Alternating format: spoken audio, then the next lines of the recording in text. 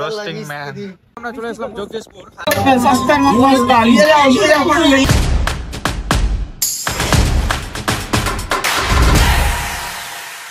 এই WhatsApp family, তোমার সবাই কেমন আছো? বাকি আজকে আমি আবার এবারে চলে আসলাম দোকানকে নিয়ে।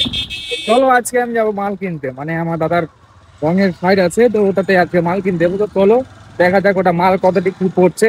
বাকি এখন আছি আমরা তুলসী মোড়, মানে তুলসী মোড় যাচ্ছি রং কিনতে। আর রঙের দোকানে কি কি বাজেট পড়বে রং কিনতে সেটা আমরা তোমাদের সঙ্গে তুলে ধরবো। তো চলো, তো এখন আমরা যাচ্ছি তুলসী মোড়। তুলসী মোড়ের বাজারটা ঠিক ওইখানে একটা রঙের দোকান আছে, তো ওইখানটায় আমরা যাচ্ছি।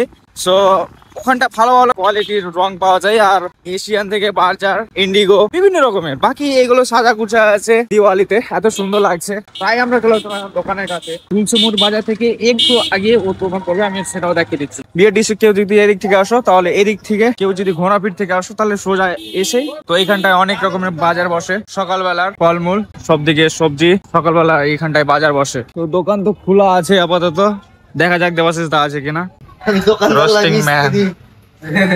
সো আমরা এখন চলে আসলাম দেবাশিস দার দোকান। এগুলো বিভিন্ন রকমের এখানটায় রং দেখানো আছে। এখানে আছে ইন্ডিগো, এখানটায় আছে এশিয়ান, তারপরে আছে বার্জার, বিভিন্ন রকমের রং দেখানো। তারপরে পরে তোমরা এখানে প্লাম্বারের যাবতীয় জিনিস পেয়ে যাবো।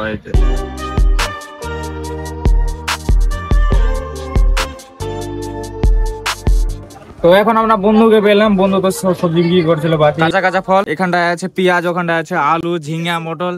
তো কি কি লিবা তুমি? তোমাকে ফ্রি দিয়ে দেবো, বলো।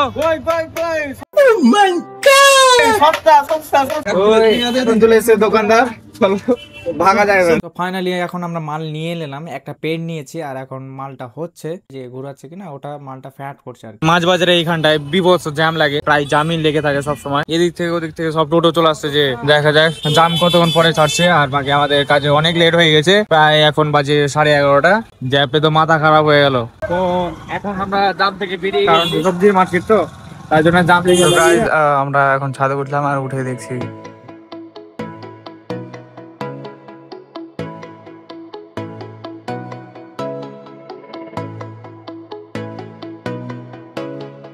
আজকের কাজ হয়ে গেছে।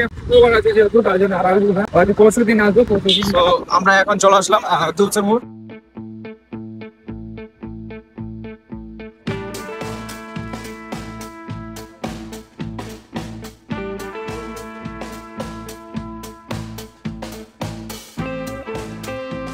আবারও চলে আসলাম আমরা ফার্মের রাস্তায়, আর এখন কাঁচরা ট্রেন শুনতে হবে।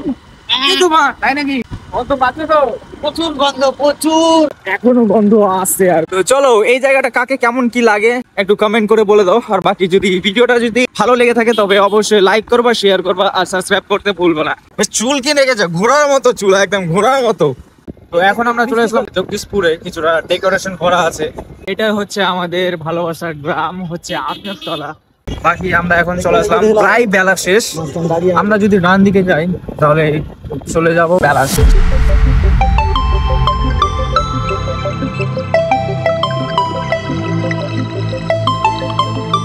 আর ভিডিওটা যদি ভালো লাগে তবে অবশ্যই চ্যানেলটাকে সাবস্ক্রাইব করবা, চ্যানেলটাকে শেয়ার করবা, সাবস্ক্রাইব করা, বেল আইকনটা অবশ্যই বাজাবা।